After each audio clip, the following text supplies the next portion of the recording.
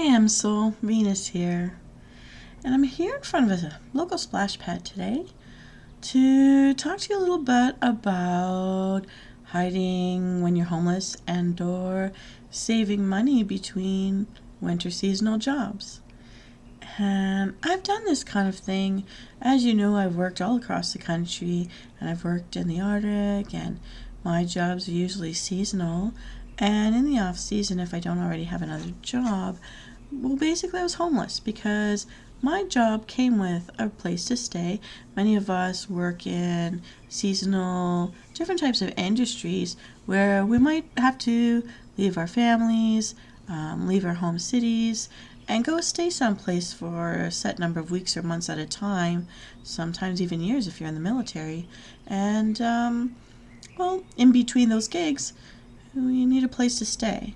Some of us have family, some of us have siblings or friends or a special someone in their life that makes that part a little easier or can hold down the fort when you've got to circulate in order to keep the bills paid. And we do these things hoping that the future will be brighter, that we'll save up to own a home one day. And that seems to be a dream from maybe our parents' generation, and a dream that takes two or more. So the reality for some of us who are single, maybe we've outlived our parents, maybe we don't have any siblings, whatever the case may be, for whatever reason, we might find ourselves having to make some financial decisions to survive. And when we can't hold down, or for even unlucky circumstances of running out of funds and not being able to get a job or losing our job, we may be worried about homelessness. And since National Keep a Roof Over Your Head Day, or National Roof Over Your Head Day, is December the 3rd, and we're heading into that holiday season where it's a lot of gift giving, a lot of pressure when you don't have a lot of money, and that kind of thing. Though it's also about being together and all that, housing is a concern. And so some of us may visit our parents, for example, to go do the laundry and get fed and leave with some groceries from shopping at your parents' house. Some of us at least have hold down to a vehicle, and one good thing I always did, and that's thanks to my parents, is to own a vehicle as soon as I was legally able to drive, so that if anything else happened, you had your car to sleep in. Not that that's what you want, but I mean, I found a bunch of, like, we'll say, trailer parks or drive-in campgrounds where you can take your vehicle in with you, park it in a spot. Of course, they expect that you pitch a tent, or nowadays you can buy these things that look like tents that you could put behind your hatchback or your Jeep and pop the roof up, and then you've got this extra extension to use for your vehicle, and you can sleep in the vehicle. Also, people who go LARPing where there are no hotels could also pay a fee to park on the property and sleep inside. You just have to be willing to let them raid your vehicle. That would be the only other hesitation I have on my part, is raiding my vehicle, because my vehicle is my castle. My vehicle has sometimes been my home. And ways that I hid that I didn't necessarily have a home, especially going into starting jobs in a new place, in a new part of town where I don't have any friends or family. Those campgrounds became important, and places where I'm not encouraging you to go to casinos, I'm not encouraging you to gamble, but there are casinos that will allow RVs and stuff that you can hook up to camp overnight, park overnight, and then you can go in and use their facilities. They've got restaurants, and they've got public bathrooms and things like that. Also, things that I've done is, depending on where I've lived, sometimes around certain highways you have these like way stations or like pit stops for truckers. So at gas stations, certain ones have this kind of hotel feel, like bathrooms that are really big, and you can pay for a shower stall, so that there's an area in there like a mud room, and then you walk in and you can have your showers or whatever, and it pays for a time period to be in there and take care of your everything. Brushing your teeth. They have hair dryers. Some of them, well, at least before COVID, also had like the hairsprays and the hair gels and the combs and the feminine hygiene products for women and things like that for free. I'm not sure if they still do because I haven't been back since COVID, but back before COVID, that was actually great because inside these trucker areas also where these stalls are couches or seating like you're in someone's living room with a TV. And it's modest, but you can sit there and watch TV. You can watch the weather reports and you can watch whatever the local news is and have a show or two, something to amuse you. Now, truckers would then go and sleep in their cab, of course, and if you've got the backseat of your vehicle or if you've got a Jeep or a van, you can actually throw in a small, like a single mattress. I know people who do that. Even security guards that have those 12-hour shifts, and sometimes someone calls in and they can't make their shift and you're there for 24 hours, you can sleep in your vehicle. That's what some people I know have done as well. I met a lot of people through these things too. Actually, truckers are not so scary, really. And there's a lot of women truckers out there too. Not so scary at all. Made some friends that way. And, I mean, not creepy at all. Very, like, good, normal people, just paying their bills. And some of us just have to be, a bit of a nomad or a bit of a gypsy to do what we do. And, it would be really nice to come home to friends or family or a special someone or family of your own. But for some of us, that's not necessarily the reality we get to have, or at least for a period of our life while we're, collecting our nest egg and saving for a future time. When we're ready to make that change, or if we're lucky enough to buy a house and put that roof over our head. Some of us, that can't be our dream, but to at least have an apartment of your own is a very important freedom too, and a safety factor. So if you can, I hope that you have safe and secure housing. Now again, if you don't, or you're a bit of a gypsy like me, other things I do.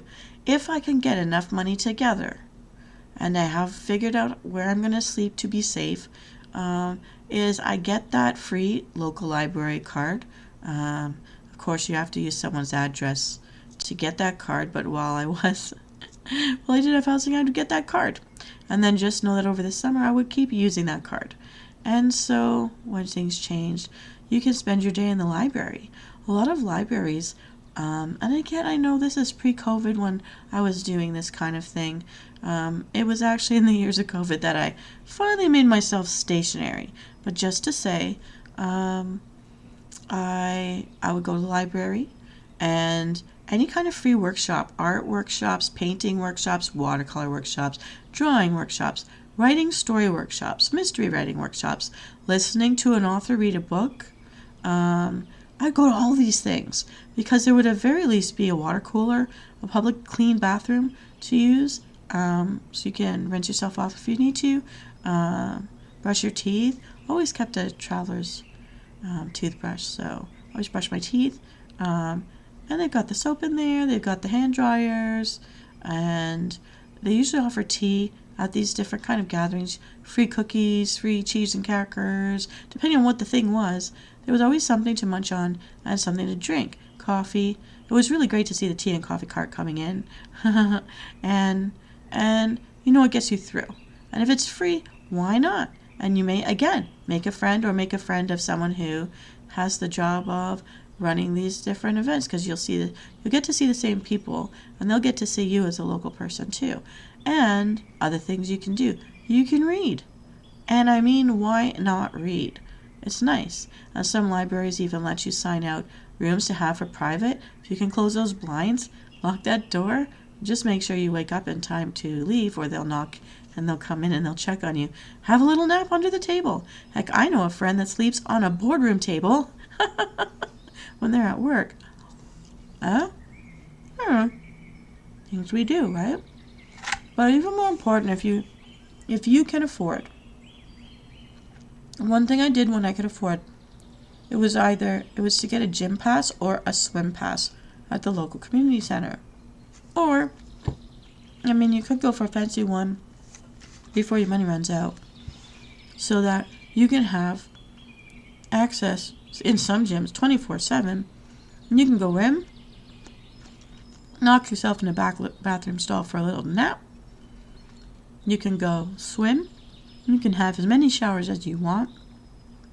with the shampoo and the conditioner provided. Some places with the hairspray and the blow dryers and the combs and brushes provided, or at least hang on to a comb for yourself and use the hair dryers. So you can go for a swim first thing in the morning and have that big long shower, and then head yourself off to that library, and you smell good, you're looking fine. I mean, you've got to take care of your clothes.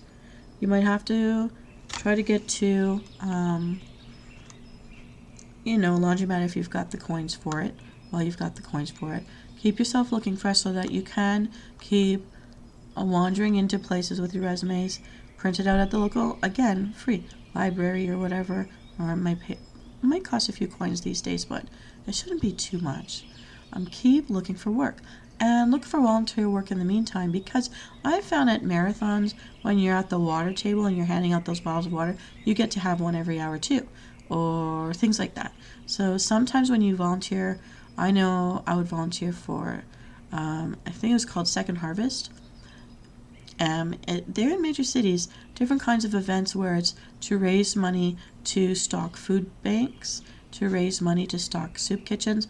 And if you volunteer, you get to eat whatever the people aren't eating. You get the leftovers. Now, it's not coming off their plate. They didn't bite it. It's the stuff that didn't go onto anyone's plate in the first place, and now the event is over. And when it's your turn to have a break, you get to feed, like you get to run around and eat what comes from the different stations. So you're having all this fanciest food and drinks you've ever had for free because you're working it. And why not bust a table? I mean, it's humble, but hey, if you grew up in a family environment, at least somebody had to wash the dishes. You probably helped. So it's not a big deal to do the thing you always did at home. In that public space you're with, meeting new people. And again, made friends through this kind of stuff. I met people through this kind of stuff. And so you feel good. You're talking to people. You're looking around.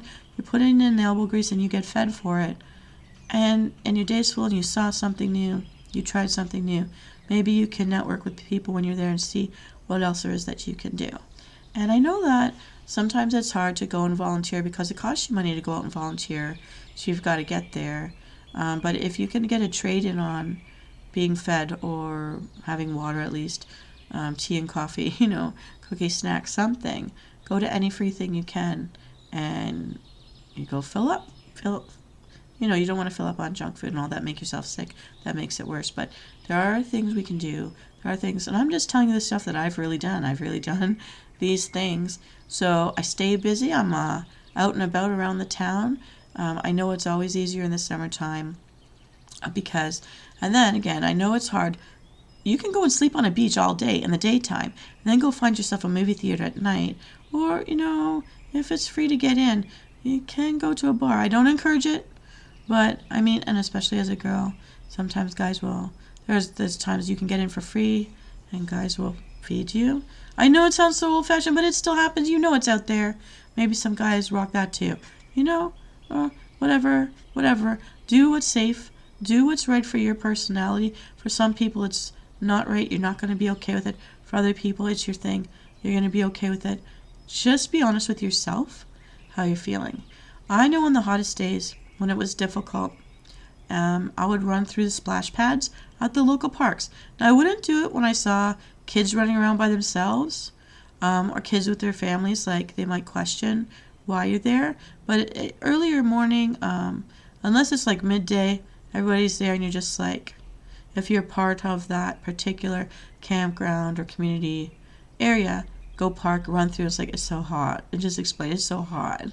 And go cool yourself down. You should. It's there. It's free. The municipality is paying for it. Go run around, have some fun. Lie around at the beach. Have a sleep. Have a nap. Make sure you turn yourself over at some point so you don't turn into a crispy little tomato. But go and swim if you're not afraid of swimming. It's harder now to get to beaches if you have to pay for the vehicle to park. But there are still places where you can park for free. Just have to look around or ask the locals. And then you're up and aware and alert in the evenings at the times of night where you might have to move your vehicle around. Usually I will find a club that's open until 1 or depending on where you're living, 3 in the morning. And then you have to move along though. And that's when I would head myself back to wherever the public pool was. And just say, I got here really early. Shoot, I'm just going to hang around and I'm going to go for a swim as soon as you open. if you have to explain yourself. And I've explained myself a couple of times. But you just don't make a habit of it where you noticed. Move around. In the winter, it's a little harder because it's cold out and you can get things like pneumonia. I have. I'm sleeping in the back of your car. Even in the late spring, when you know there's snow and you think of the rain and it's washing it away, the air is still pretty crisp. So try if you can to have one of those emergency car kits that have one of those emergency blankets. They honestly work. If you can afford a mummy sleeping bag, they honestly work.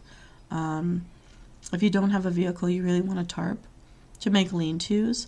And I'll tell you honestly, in the worst weather, getting up underneath one of those big blue spruces, like one of those big evergreen trees with the big branches, if you can get yourself into the trunk, it's a pretty good wind block. It's a pretty good rain block. You can stay fairly dry under there. Not that you want to live under a tree, but just to say if you're caught out there in really bad weather, that's something that does help. But blocking the wind is even more important than wearing something you think is snowproof or waterproof.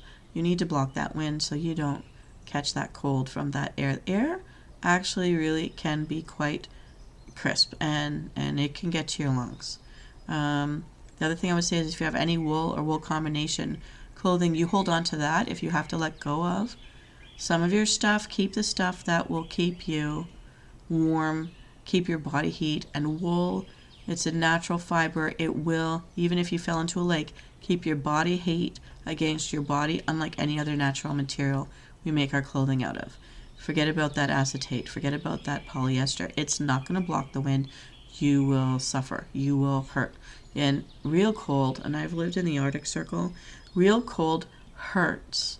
And it's like you're burning in pain when the scars can be left behind by just how cold the -50, -60 degree weather is against your skin. It's killing it. That's why you're in pain. You think you're burning, but you're losing chunks of your skin will die and eventually fall off. Your ears, your nose tip, your toes, your fingers. Don't play games. If you cannot keep a balaclava with you, keep a balaclava as well. But again, you need to have something to block that wind. So windbreakers, windbreaker hoodies, a windbreaker poncho. I would line my balaclava with a windbreaker too if I could, to make little peepholes to see, because that wind can be really strong. And even taking deep breaths of really like -50 degree weather, you burn, so-called, your lungs and make it hard for you to breathe again. You don't want to just suck it up. You want to stay warm. You want to stay dry as much as possible. You need to block that wind, whether it's a tarp or something else. Windbreaker material, fabrics, they're very precious, especially in the colder environments. And having said all that, what else can I do? If you are going to school, universities can have those sick rooms inside of some of their bathrooms where you can go lie down, just lock that door and have a sleep when you need to sleep. Sometimes I just find a lonely like book stack area where not a lot of people go sleep in the corner, just pretend I fell asleep trying to read a book and let them wake you up. Sometimes again in libraries and universities you can book the meeting rooms inside the libraries and just say you're going to have a study session and then just close that door and go to sleep. Under or over the table, whichever one. I was the under the table person because I didn't want to be noticed, and I'm small enough that if I stuck a bag there, they wouldn't necessarily clue in that there's a person there. It's also how I've sometimes hidden in the back of my Jeep with the duffel bags beside me. Nobody knew. I just put on your hoodie, keep your face down. Oh, but no, that is the way. Yeah, no, I'm rambling. Thank you if you're still with me, listening to my stories. These are the things I've really done to get by in the years I did not have this stable income to have a stable roof over my head. And I'm choosing this ramble today to let you know if you're going through some hardships or you're worried that it's coming up and you're not sure what to do. I'm telling you what to do while you still have the money and the address location to do it. Get that library card. Find out where the late night movie theaters are. I've slept through a whole bunch of movies, especially on the cheapo Tuesday nights. I've gone to any kind of like show or like dinner stuff through different events that offer free food. I'll go. I look for community events as well where they're having potlucks, so you can, if you can afford to get something like those veggie trays or a salad bowl or something and bring it, and then go eat the hot meat somebody made, because someone's guaranteed going to bring either Swedish or Italian meatballs to one of those things. People usually bring a pie. I mean, again, and there will be tea and coffee served. So water, tea, coffee. Don't underestimate. If you like tea or coffee, the events where you can get it for free still, when you can't go to some place like Starbucks, it's going to be appreciated. You can keep yourself going. Again, though, I would say, while you go to these things, try to make friends. Try to schmooze if you're not too shy. See who you can meet in case there's someone else there that can give you a job.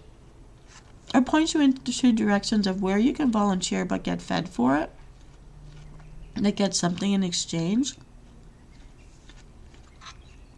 Sometimes I volunteered to do cleanups after special events so that I could have the materials that were being taken down rather than throwing them in the trash, but it's a deal I made in advance.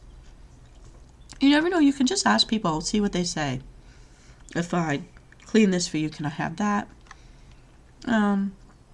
If I wash these things for you, can I have that?